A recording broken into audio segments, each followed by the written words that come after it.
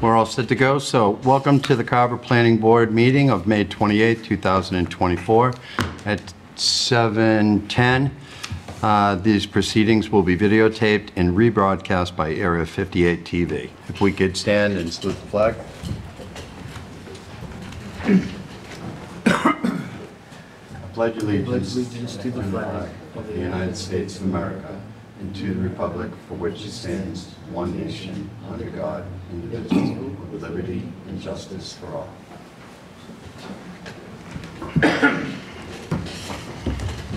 All right. The first thing we have on our agenda is the appointments to the Serpent Commission. I believe that was you and Tom? No, well, yeah, Tom is automatically. So I'm the select board's representative, if I may. I'm the select board's representative, and Connie was previously the planning board rep. I don't really know what the length of the term is, if it's an annual. It expired a couple weeks ago. Okay, so we do those things on a I went to regular. the last meeting because we hadn't. Yeah, I was there too. It was May 22nd. No, I was not on May 22nd. I will likely be, once again, the select board's representative to Serpent. So you got two people who could be the rep because they're not here tonight to say no. That's right. So should we table this?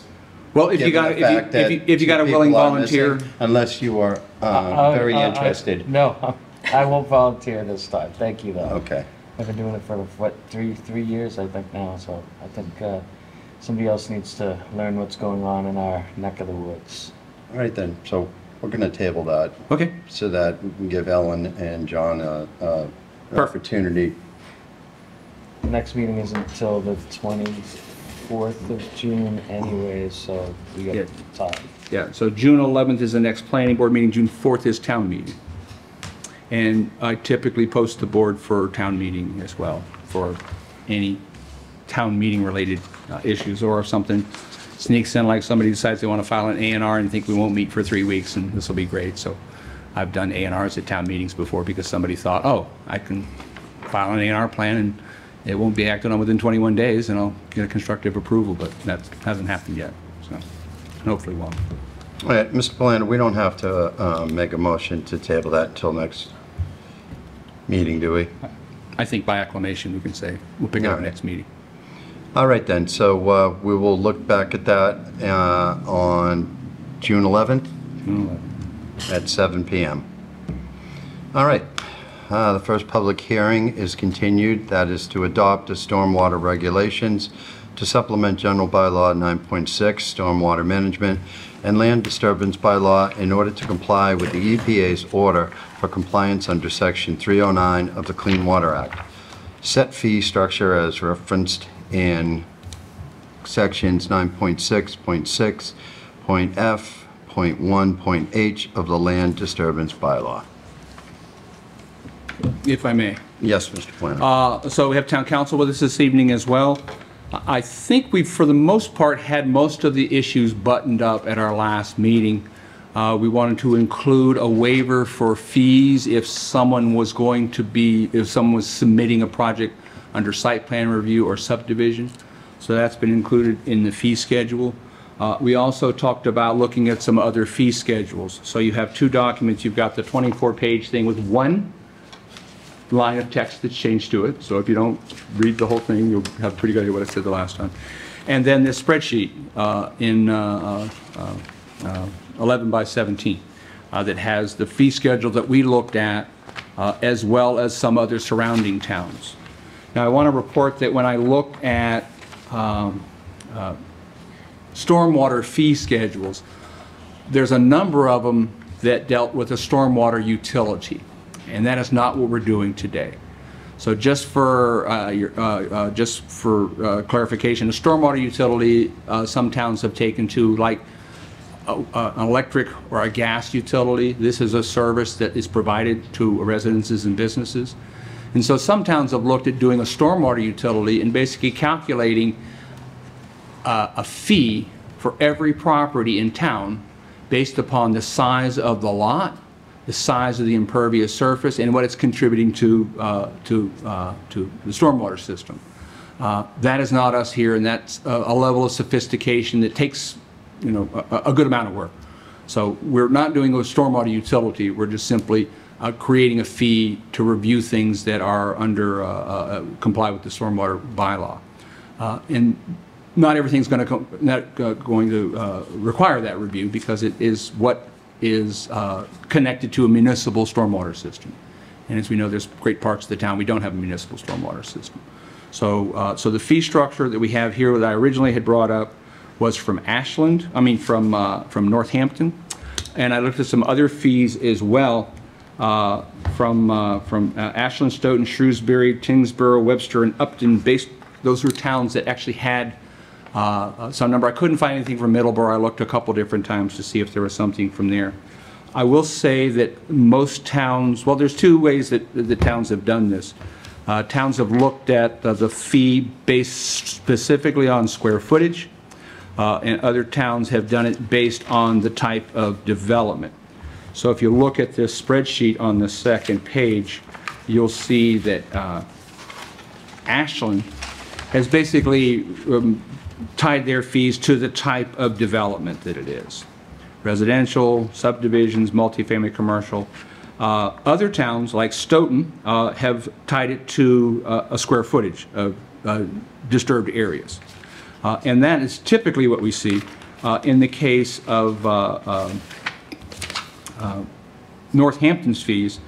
They had tied it to both and then tiered it. If you're a residential development with one unit and you're only disturbing less than 5 acres, there's one fee. If you're disturbing more than 5 acres, there's another fee. So in what direction does the town want to go? You know, it's wholly up to the board.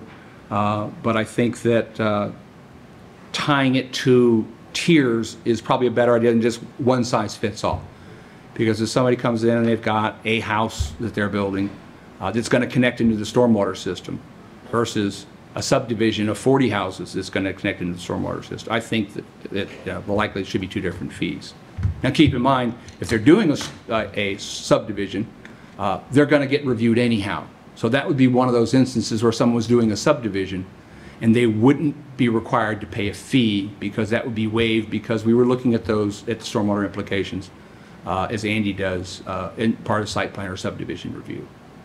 So you know, it's wholly up to the board how you want to go with that, but my recommendation would be some combination of a square footage, but not just a flat fee. I think what you have down here is great. I want to thank you for putting all the information together. It puts us right in the middle, and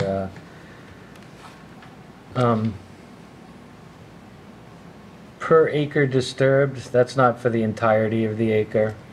Yeah, so stormwater regulations deal with disturbed areas. So if you've got a 5-acre lot and you're clear cutting all of it, then there's 5 acres. If you've got a 5-acre lot and you love trees like I do, you're going to clear out that minimal site you need to build what you're going to build on. So it's only that area. So when someone looked at a plan, they would say, well, here's a 5-acre lot. You know, you're not clearing 5 acres of it. You're saving some for open space. You're only clearing an acre for a house lot. Then that's where that number comes in at. So some other places had a number, ISA increased surface area, where people increased things like they added parking or something like that. So for the most part, the things that we see in here are going to be, you know, under subdivisions, isn't going to have a fee at all.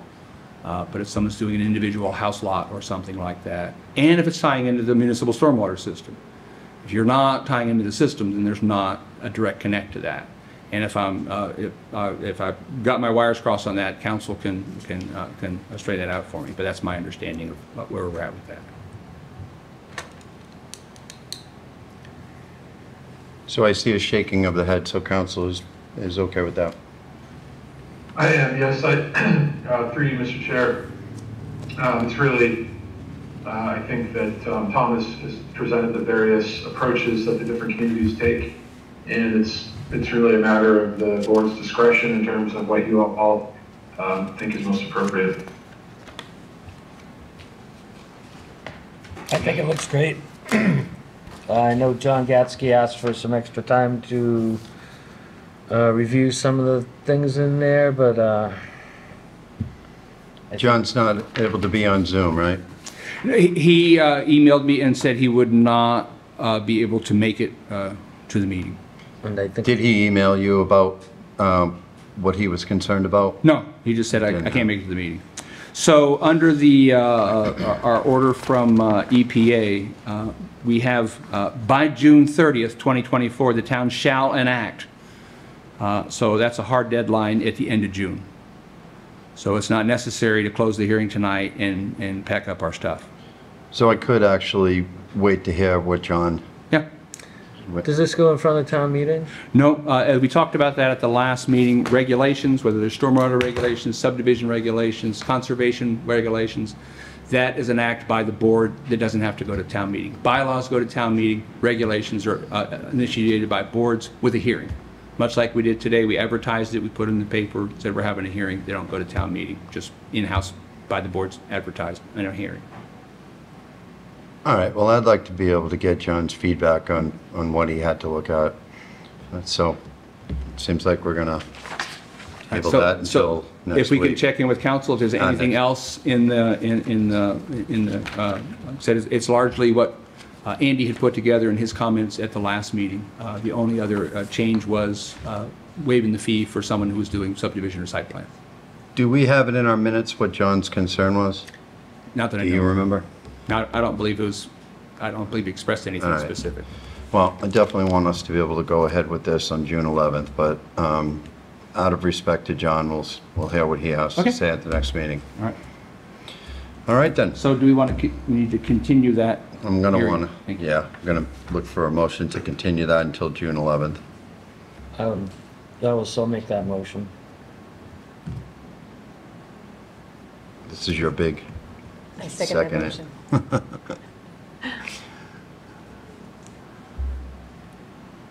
All right, then.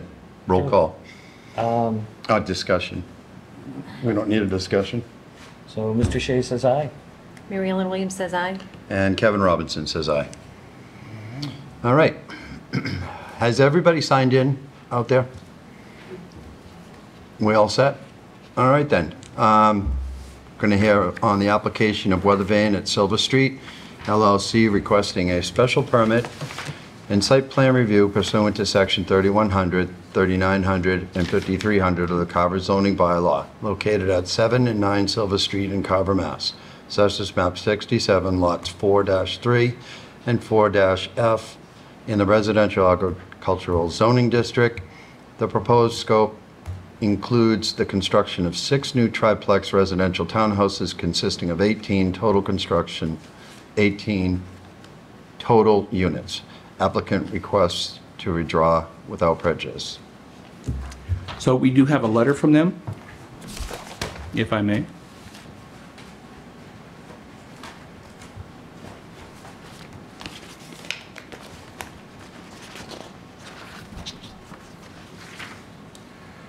So from DTM Law PC to Chairman Robinson. As you are aware, this office represents Weathervane and Silver Street LLC Weathervane with respect to its application for a special permit and site plan review. The applicants for the proposed age-restricted 55-plus townhouse development known as The Village at Little Vaughan Pond at 7 and 9 Silver Street in Carver. On behalf of Weathervane, we respectfully request that the applications be withdrawn without prejudice. Weathervane's request to withdraw is due to the new board composition after the April 27th election. It is Weathervane's intent to submit a new application for the board's consideration within a matter of weeks of the filing of this request. Based on the foregoing, Weathervane requests that the filing fees and new applications be waived by the board when these applications are refiled. Thank you for your continued attention to this matter. Yours very truly, Jeffrey Tuccio. And this is largely because with the changes in the board, there's not 4 people who are eligible to vote for this anymore. So they have to refile and start all over again. And they will likely be tweaking their project as well, because one of the things that's held them up over this time is the fact that they've been working with EPA on the public water supply. And so that is a time-consuming and somewhat costly venture for developers. And I think right now they're just considering what their options are as to moving forward that or configuring the development to the point where there's not that many units. I don't know that for certain, but that's what they've been working with the EPA at. But their request is largely because we don't have 4 people who can vote on the project. So with their new application, starts the clock over, starts the composition of the board all over. Understood. And for the sake of the public to know, Ms. Mary Ellen is unable to vote on that due to Mr. Williams stepping down. Correct. So even if we had the Mullen Rule in effect, you can only miss 1 meeting to make up for something. And these hearings started well in advance. And so there's been more than 1 meeting on this. So someone can't step in and say, yeah, I'm familiar with what happened, and be eligible to vote on it, because you only get to miss 1 meeting for 1 particular project. So that's not an option. And I pointed this out to them after the election results came in, that was likely the tack they were going to have to take. Right, so basically only Mr. Shea and myself can accept the withdrawal? No, everybody can vote on it, because it's... Oh, okay. Yeah. All right. This is today's request. All right. Then I will ask for a motion to accept that request to withdraw without prejudice on the application of weather vane at Silver Street. So moved. Second that motion. All right. I don't believe we need to have a discussion on that, so I will go to a roll call. I will say aye, but I will note that this was filed a year ago, so, I mean, it's been on our books for a long time, too, so it shouldn't have been unexpected that a change in the planning board happens on an annual basis, roughly. But I vote aye. All right. Actually, I duly noted. The only difficult thing is the fact that it is the election that really does affect it. So May I ask why the alternate, Mr. Cullum, wouldn't be able to vote on it?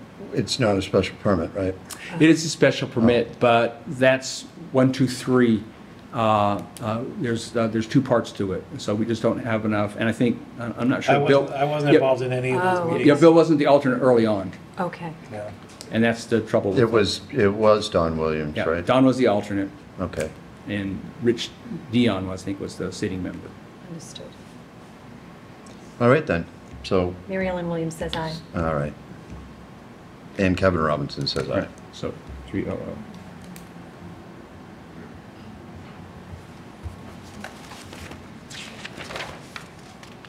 All set, Mr. We're good. Planner? Yes, sir. All right then, so we're going to go to other business regarding the New Leaf Energy, 21 Ward Street, pre-application discussion.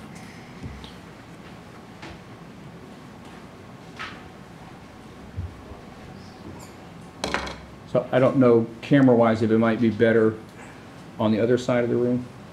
Yeah. How do we change special permits to 2 years? We did, but they're pulling it because we lost 2 members of the board that were here at that time. But again, it's been a year since they applied, so, Yeah. and we haven't seen them since last August or something. Yeah, it has been built since.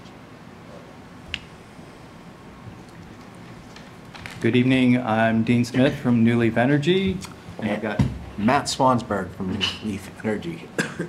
so we're here to present a concept to you for hopefully amendment of an existing order that we have. This is a Ward Street solar project. It's listed on your agenda as 21 Ward.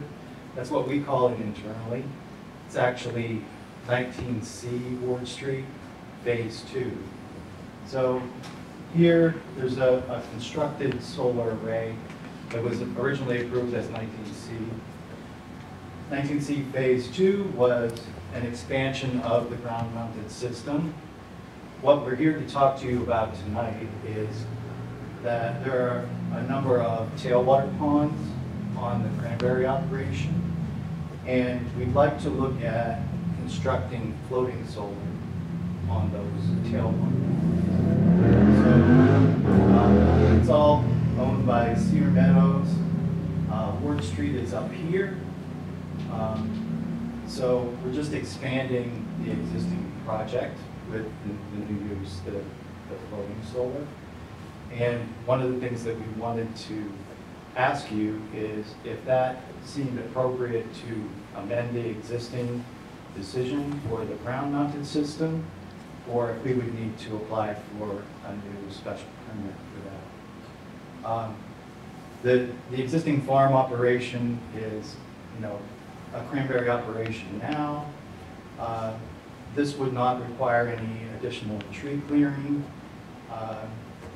Not really a whole lot of new impacts that would be involved. Just to add to that, we did visit with the Conservation Commission last month. Yeah, it was in April that we... So if I could just do a clerical note, each time you go to speak, if you could introduce yourself again for our minute taker who is doing the minutes remotely. Sure, no problem. Matt Swansberg, New Leaf Energy. Thank you. Last month, we did visit with the Conservation Commission, same sort of informal session just to discuss what we were proposing. And they did say that they would want to come and visit the site. We haven't had a site visit with them yet. We also let them know that we would be coming in front of the board here informally to discuss the project. They decided that we could move forward with amending the existing order of conditions that we have, but we expressed to them that we would come and ask you the same question and what the preference of this board would be. I'd have to ask you, Mr. Planner, is this being amended, or is this changing from a minor modification? Yeah, it's more than a minor modification because of the amount of acreage that we're talking about. I confer with the building commissioner to confirm that.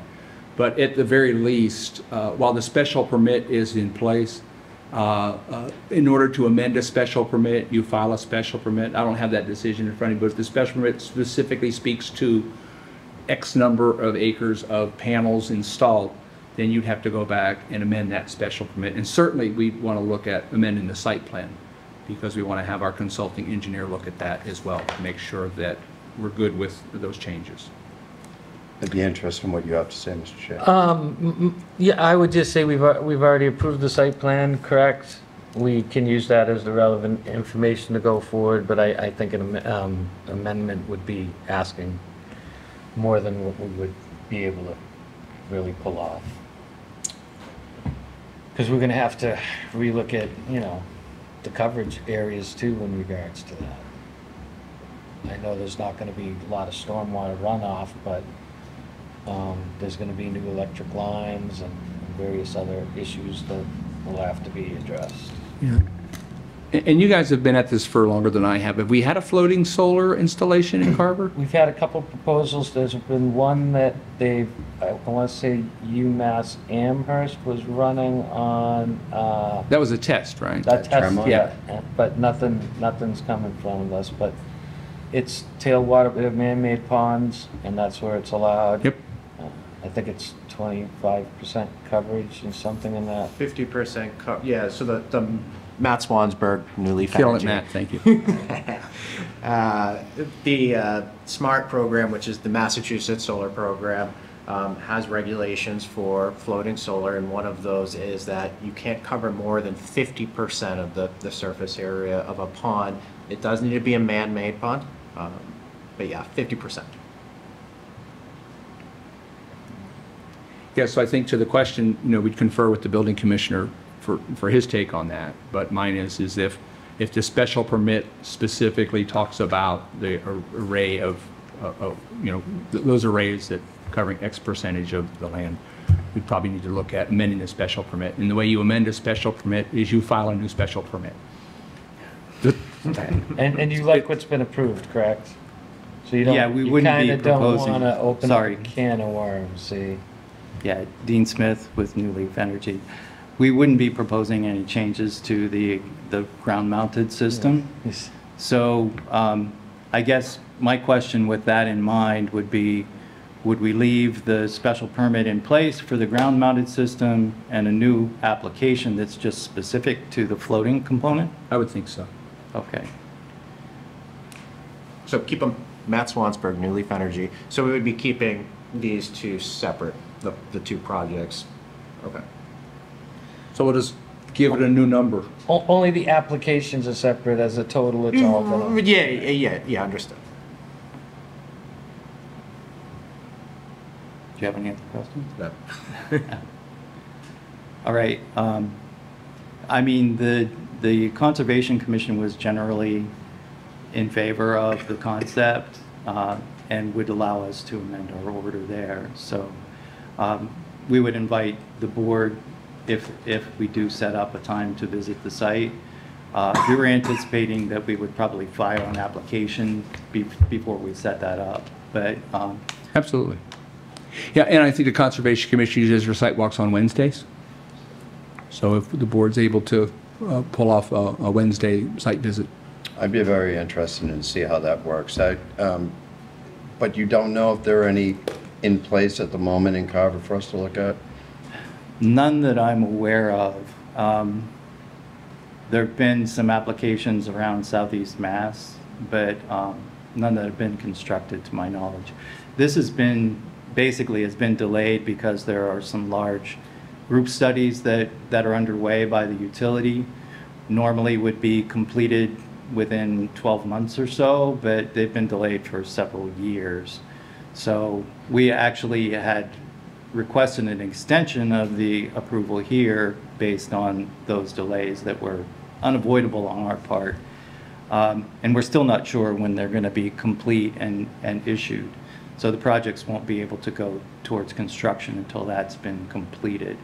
We're hoping that that happens relatively soon so that things can move towards construction, but we're kind of at the utility's mercy as far as that goes. Mm-hmm. There's been a number of those projects affected by that same group study that Eversource has been doing. Do you think when you come back after we plan on having a site walk that you might be able to have some information, maybe a slideshow on an actual working one? Just maybe for the public to see what's going to go on here. There is some information about others that have been built in other locations. So we could probably provide information in that regard, or information from the manufacturer of the system that we're looking at here. They're basically a floating unit that would be similar to a floating dock, and it's set up so that they can attach the solar module directly to those, and then those link together in series to create a rectangular array that's then anchored either to the bottom of the pond or to the pond perimeter. So what are the materials used to anchor it and the materials used that it's floating on? Well, I'm not certain of the composition of the floating units, but as I said, they're very similar to a floating dock, which you would be familiar with. And we can, certainly when we file for an approval, we would get all of that information from the manufacturer. Okay, that would be great. Matt with New Leaf. Yeah, we can reach out. One of the other projects that I'm working on right now, not in Carver, that's a floating solar project. We've requested a list of materials from the manufacturer. And really what the floating device is, it's plastic. It's food safe plastic. It's the same type of material that they float the solar arrays on. So it's basically what you would build in a field, but instead of on a steel racking system, you're installing that on the plastic floats, and we can provide some more information on what those specific materials are. That would be great. Yep. Mr. Shea, any questions? Marielle, any No, questions? I've actually looked into that myself, so I find it very interesting. So you haven't installed one? We have not. We don't actually have approval to construct anything at this point, and I'm not aware of any others that have been approved in Southeast Florida, or Southeast Massachusetts yet. Matt with New Leaf. Yeah, so I'm a project developer. Dean's a civil engineer at New Leaf. And so this is going to be my first proposed floating solar project, but I do have others in other communities, and we're starting to see this sort of shift with solar development into, areas of agricultural agriculture, thanks, and, floating solar where there are opportunities, where there's tailwater ponds. Right. I you know, understand they're very user-friendly. Yeah, like it's sort of similar to when we first started developing solar in Massachusetts. We were developing a lot of solar on rooftops. This is like a rooftop system, but instead of on a roof, it's a floating array that's a rectangle and it's on water. No, I understand. It's pretty interesting, and I'm looking forward to discussing that more with this board and with the other communities that we're working in. I guess the only question I'd have is, what happened if we have, the 100-year drought and the water disappears? Yeah. It goes into the ground. So the floats are able to sit on the bottom of a pond. It's not ideal, but the way that the floating solar systems are anchored, there's flexibility, so that we know that a cranberry bog farmer is going to be using the water in the ponds during the year. So there is fluctuation in the water levels during harvesting. So there is flexibility that these panels can go up and down with the water as well. Oh, good. All right, then. Open it up to the public. I was just going to say, any information you've got you want to share, just send it to me through Sarah, and I'll share with the board. Great. All right, thank you very much. Thank you very much. That's all we got. Well set. So, we only have the three of us. How do we make a site walk and include John and Ellen? Well, I'm very interested in seeing it, as I'm sure you guys are. Still some time out. Yeah. So, I'll I hate to put everything off until the next time where we're very short. I'll coordinate with Emil, our new conservation agent, when they might have a site visit. And as soon as we've got something like that, I'll let you guys know. But their site visits are typically on a Wednesday Okay. morning. All right, that's good. So At least something's in the work, but. Yeah. All right. So I'll chat with Emil. I'll send an email out to everybody. And that is one of those very few emails you can do a reply all to. Usually if you get an email, do not hit reply all, but it's like, hey dudes, are you available for Wednesday the 4th? That's an okey doke on a reply all. Nice to see you back, Ms. Stearns. All right, All right? very good. TBD.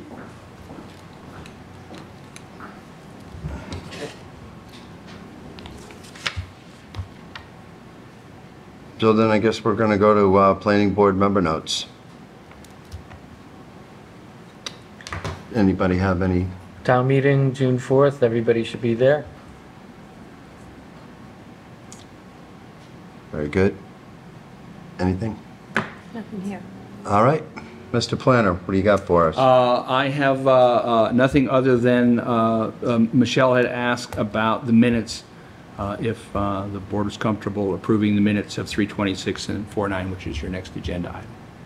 Okay, and I'd like to say welcome to the young people out in the audience who are familiarizing themselves with this process. I wish we could have had a little bit more for you to reflect on, but if you could come back the next time, probably a better learning opportunity. But thank you for coming, showing interest. I don't think we're going to hold them to coming back, though. No. I know no. people are busy as the weather gets nicer, but I just feel like we're letting them down. They didn't get If they'd been here 2 weeks ago, the they- full scope. You they should have coulda- been here 2 weeks ago. you could have gotten a PhD 2 weeks ago. All right then. So you want us to accept those minutes? Well, it's up to you guys. All right. You had a chance to look at them. Have you had a chance to look at those minutes? Yeah, I'm all set. That wouldn't be me, correct? Yes. They can't, the two of them can't approve minutes, can they? 3 people can approve minutes. If someone wasn't here for those meetings, that's Right. correct. We- You're very good at these technical Okay. points, Bill. Sorry, I gotta do Mary Ellen something. wasn't You're here. This is my point. Mary Ellen wasn't here for the Yeah. minutes, so I All right. don't think that we can. So I will, this will not be the first time I've disappointed Michelle, I can tell you my professional capacity. So I will deliver the news to her tomorrow. So basically, we're unable to accomplish anything tonight, so that's I pretty think you good. Oh, guys, no, I O think for we O. did pretty good. we got stormwater, we got applications, we got conceptuals, and we got a lovely night, and people can go out and look for fireflies, hopefully. If I might. Yes. I I know you all think you scored tonight, right? I know, and you did, so you really got off well. But does anybody out here have any questions about what the process is or what happened here tonight? Come on up. Oh, anybody? No, that's okay. We're not gonna force anybody. That's okay. No, that's all right. I'm not putting anybody on the spot. It wasn't particularly exciting. There wasn't a whole lot of information tonight, so I just want to ask. But thank you very much for being here. Thanks, Connie, for involvement. Well then, I guess I'll ask for a motion for adjournment.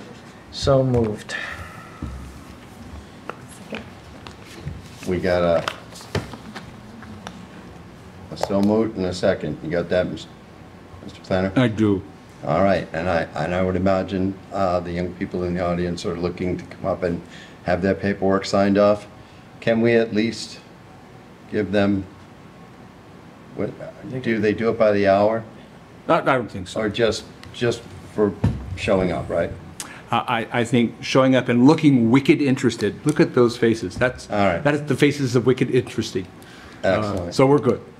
You guys are welcome to come forward and have that signed. All right, so you got a motion to adjourn in a second? Yes, we did. Roll call, Mr. Shea says aye. Mary Ellen Williams says aye. and Kevin Robinson says aye. You can give it to anybody. Come on up here.